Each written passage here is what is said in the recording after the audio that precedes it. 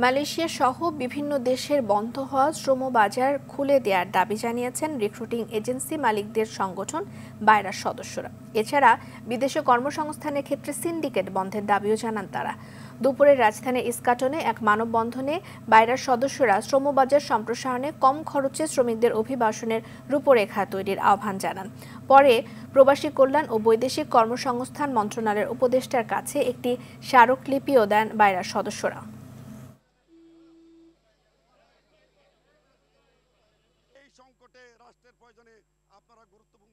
অনেক কুচক্রী মহল মন্ত্রণালয়ে এসে হুমকি দিয়েছে যে বাজার বন্ধ করতে হবে, সেইটা কিন্তু কখনো হতে দিব না আমরা। বিগত 8 মাসে সরকার এখন পর্যন্ত আমাদের বন্ধ শ্রমবাজারগুলো খোলা সহ বিভিন্ন বিষয়ে কার্যকর কোনো পদক্ষেপ গ্রহণ করতে পারেনি।